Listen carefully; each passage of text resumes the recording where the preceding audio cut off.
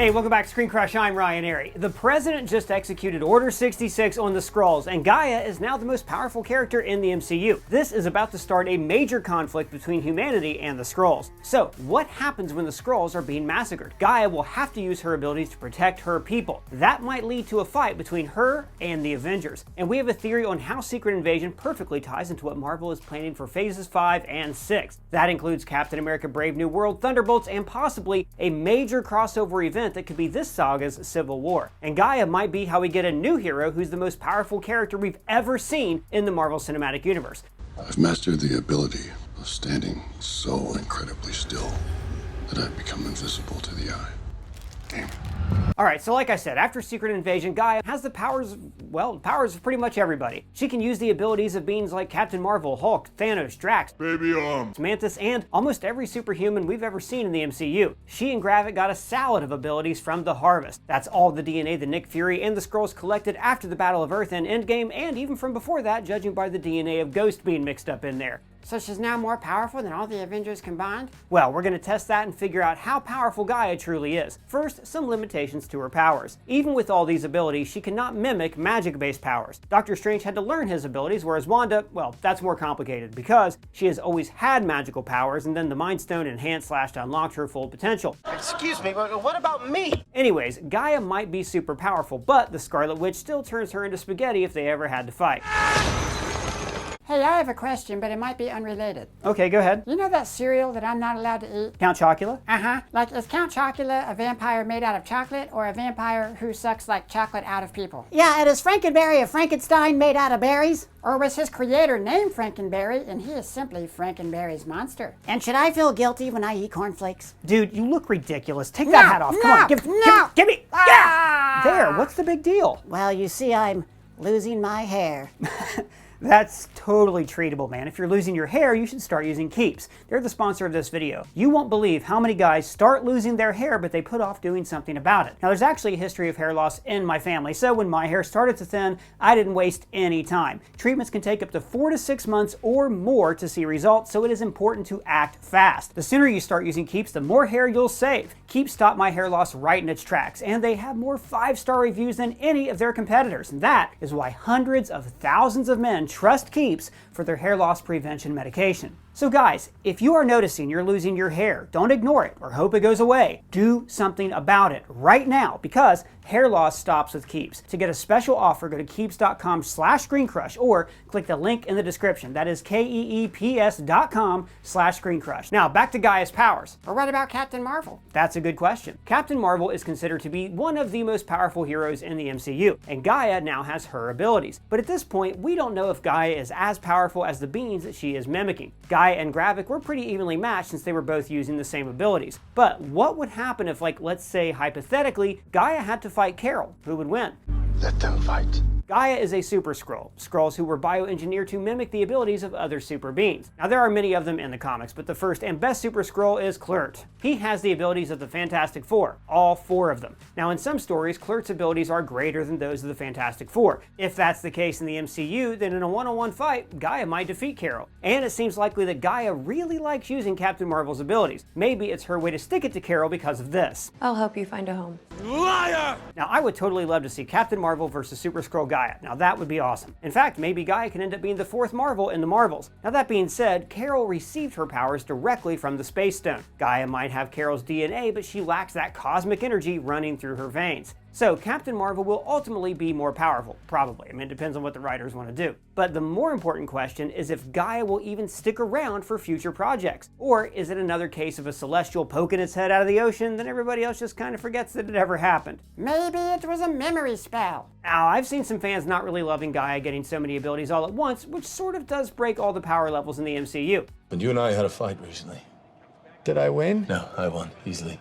Doesn't sound right. Well, it's true. Some of the criticism is fair, but let's be real. At this point, most of the heroes are essentially gods anyways. But one thing that does bother me is that Giah is like a salad of unrelated abilities. It doesn't feel unique, it's just Marvel throwing everything and the kitchen sink into one character. You know how in some video games you get way too many powers and weapons and it becomes so overwhelming that you forget about most of them while playing? Well, that's how Giah's abilities feel to me. It's too much! It's too much! Anyways, that's powers. Now let's talk about the story. And there is an opportunity here to create an amazing arc that ties into what they're planning for Phase 5. So, the President exposed the Skrulls and then declared open season on all of them. Not to mention that earlier he okayed a nuclear war. What is it with this guy? One moment he's Connor Roy from Succession. Connor Roy was interested in politics at a very young age. And the next he's suddenly Palpatine. Wipe them out.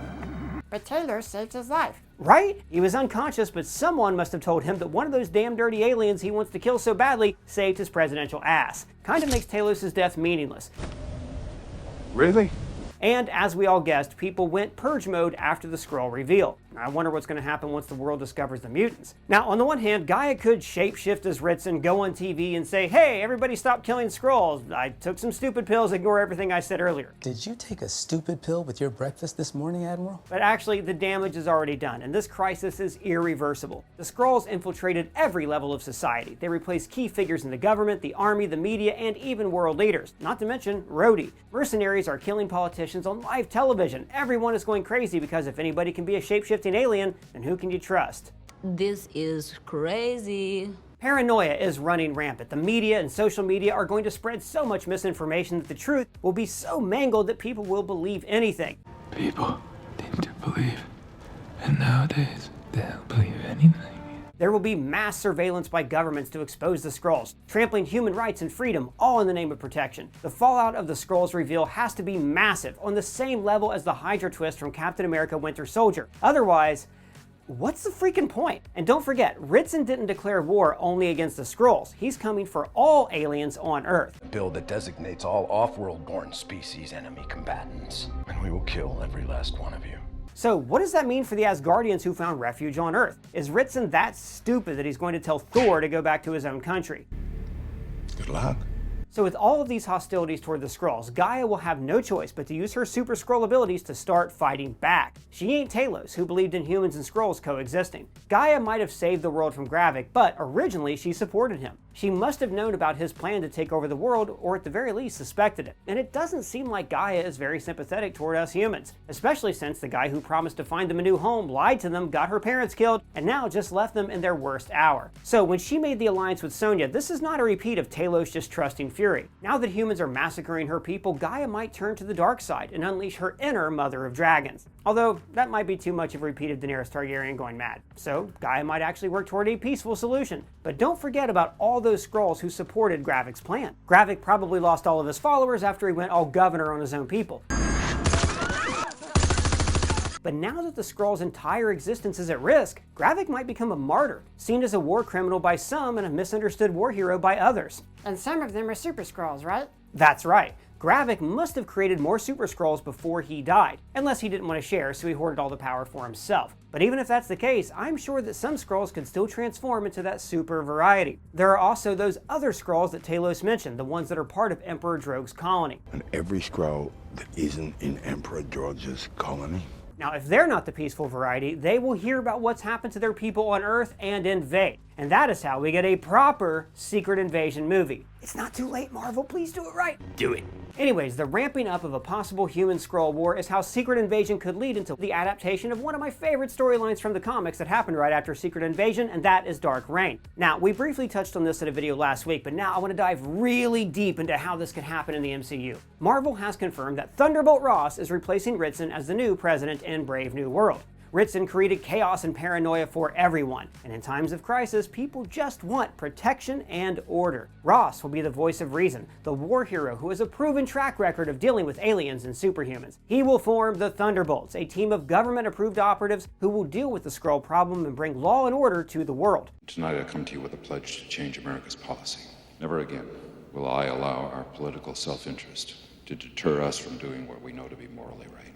The government is already taking drastic measures against enhanced individuals, like damage control, who basically have become a police force that enforces superhumans. And the government's already creating their own superheroes. It's all heading into a dark and authoritarian direction, and that is how we get the MCU's version of Dark Reign from the comics, the perfect storyline for what's happening on Earth since Phase 4. Norman Osborn made himself appear as the hero who defeated the Skrulls. He was given full authority by the government, and all the heroes had to answer directly to him. Osborn then formed his own government-approved hero team called the Thunderbolts, and later they became the Dark Avengers, pretending to be the real Avengers. Now, in the MCU, Thunderbolt Ross will fulfill Osborn's role. He will manipulate the media, become the president, and gain ultimate power over the US, claiming that only he and his heroes can protect the country. Things are about to get weird, so when they do, we're not going to need a Captain America.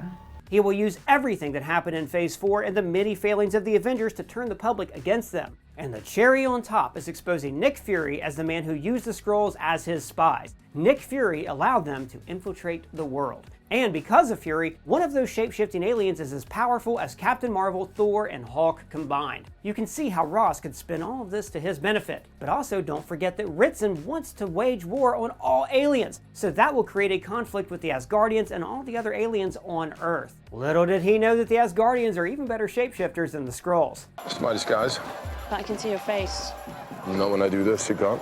The Thunderbolts could even attack New Asgard like in the comics. In fact, we have a video about the perfect Thunderbolts versus New Asgard movie. God, I hope they do that. And then there's Wakanda. So we already know that the president wanted to destabilize this advanced nation. The president wants to take offensive action against Wakanda. What type of offensive action? Destabilization. I assume they were referring to Ritson here. But Ross will obviously want to create an army with vibranium weapons. Also, he's got to remove Wakanda off the board so no one had the power to challenge him. So a conflict with Wakanda is inevitable. And once that happens, Namor is finally going to get the war that he wanted so much. But what about the Avengers? Well, what about them? As we explained in this video, the Avengers are not a thing anymore. Some of them are dead, some of them are retired, and most of them are in space or off on another universe. I didn't kill Quentin Beck, the drones did, okay? The drones that are yours. And the new Captain America just called out the government to their face in his very first public appearance. And Ross won't let that slide in Brave New World. But let's get back to Giah, because she might be how Ross achieves his endgame. If the Thunderbolts fight Giah, it will basically be this.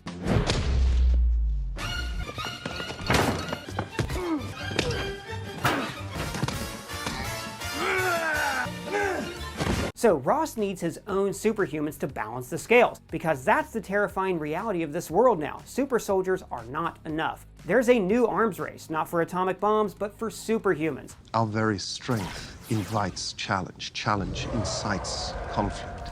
Conflict breeds catastrophe.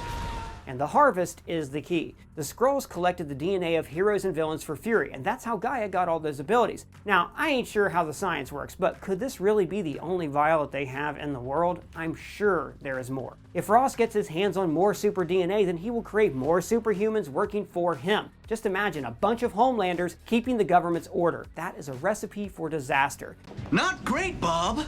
And this is how we get the most powerful hero in the MCU, and that is the Sentry. That guy looks like Superman with Thor's hair. Bro, you have no idea. Sentry is Marvel's Superman, and he's on the same power level as the Man of Steel. If you think Giah is overpowered, wait till you see what the Sentry can do. He's got way too many powers to go through. He's stronger than the Avengers, and he once ripped a god in half. And don't even get me started on his evil alter ego, the Void, and the fascinating story of the man underneath all those godly powers. Anyways, according to the rumors, the Sentry will appear in the Thunderbolts, and Steven Yeun will be the MCU's Sentry, but that is not confirmed yet. The Sentry getting involved in this conflict makes a lot of sense. He was part of Osborn's Dark Avengers, and the Sentry would be Ross's deterrent against Giah and the Avengers. He is that powerful. In the comics, the Sentry, aka Robert Reynolds, got his powers from a super soldier serum on steroids. Now, what I can see happening is that Ross gets his hand on the Harvest or another vial filled with super DNA and using it to create the Sentry, just like he created Abomination way back in Phase 1. And in case you forgot, Samuel Stearns is returning for Captain America: Brave New World. Who's he? He is the scientist who transformed Emil Blonsky into the Abomination. In Brave New World, Stearns will become the leader, one of the smartest villains in the world. So, with the leader, Ross will create the Sentry. Also, in case you didn't know, Ross himself will get a super upgrade. In the comics, he becomes the Red Hulk, basically an angrier version of the Hulk. You can either surrender peacefully, or you can resist. Please resist. The Earth-based Avengers versus the Thunderbolts with Red Hulk and Sentry. I mean, come on, do I even need to explain why that is so awesome and needs to be a movie? Also, I really hope that Ross will secretly work with Zemo. They might not be playing for the same team, but they share a common enemy, the Avengers. With Zemo being locked up on the raft, Ross could make a deal with him and use his skills to bring the Avengers down. I was thinking that it might be a good idea if you and I formed an alliance. But let's not forget about Giah. We have no idea which side she'll be on. She might work with the heroes, but she could also see them as her enemies. And after all, not all the heroes are going to be happy about the Skrulls, especially if some of them are hostile towards humans. And after it's all done, I really hope that Rhodey will become the new president. He's the right man for the job, and the one guy who can fix what Ross and Ritson broke. But when will all of this even happen? I would say make a movie about all of this somewhere in Phase 6. This movie could sort of be the Civil War of the multiverse saga, a movie that serves as the culmination of all the Earth-based conflicts since Phase 4. Anyways, the story could be so freaking good. Let's just hope that Marvel makes it and delivers. Hey, I just want to say, thanks for the keeps. I got to keep my hair. Now I'm gonna go eat cornflakes whether mother likes it or not. This sure gets weird around here sometimes. It sure does. And just a reminder to stop your hair loss today, click our link in the description for a special offer from Keeps. But I want to know what you guys thought of this. Let me know your thoughts down in the comments below or at me on Twitter. And if it's your first time here, welcome to the channel. Please subscribe, hit that bell for alerts. For ScreenCrush, I'm Ryan Airy.